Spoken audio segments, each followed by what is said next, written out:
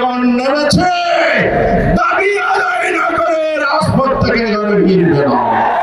বাংলাদেশে 24 সালে ফ্যাসিবাদের পতন হয়েছে।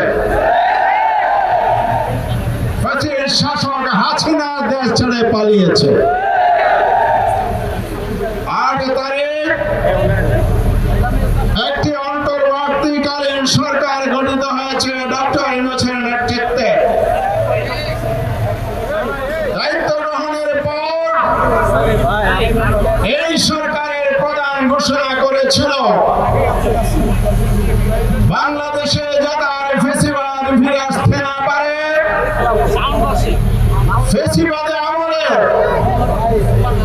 রাষ্ট্র ব্যবস্থাকে যেভাবে ধ্বংস করা হয়েছে তার জন্য তিনি সংস্কার করবেন।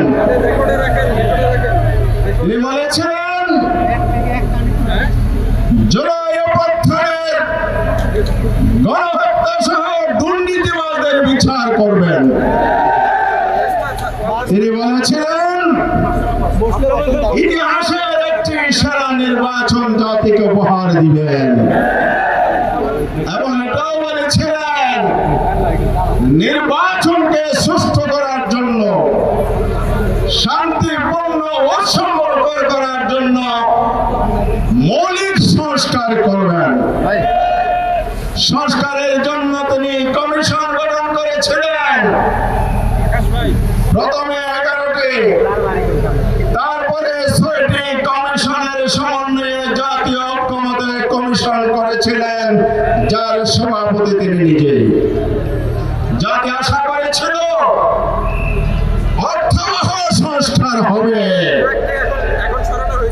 জামায়াত ইসলামী দাবি করেছিল সরকার তার প্রতিশ্রুতি বাস্তবায়ন করবে, সংস্কার করে সুষ্ঠু নির্বাচনের ব্যবস্থা করবে।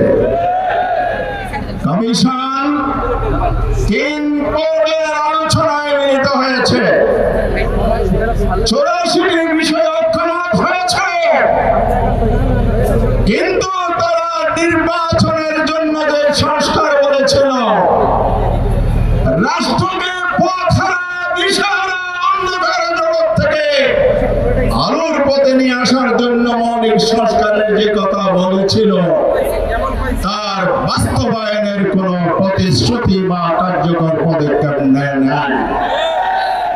জামায়াত ইসলামী বারবার দাবি করেছে কাগজী সংস্কারের কোন মূল্য নাই যদি আইনি ভিত্তি দেওয়া হয়। এজন্য আমরা ঐক্যমত্য কমিশনে গতকাল পর্যন্ত জোরালো দাবি করেছে ফেব্রুয়ারিতে নির্বাচন হতে হবে, তার আগে এই জাতীয় সনদ সংস্কারের আইনি ভিত্তি দিয়ে বাস্তবায়ন করতে হবে। তা যদি না হয়, আপনারা যদি কার্যকর ব্যবস্থা না করেন, রাজপথে জনগণ নেমেছে, দাবি আদায় না করে রাজপথ থেকে ফিরবে না।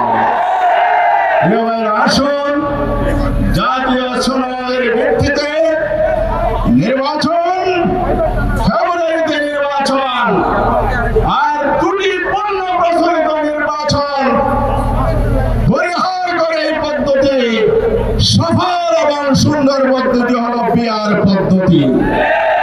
এই পিআর পদ্ধতির ভিত্তিতে নির্বাচন হবে, লেভেল প্লেইং হবে, প্রশাসনের নিরপেক্ষতা নিশ্চিত করতে হবে।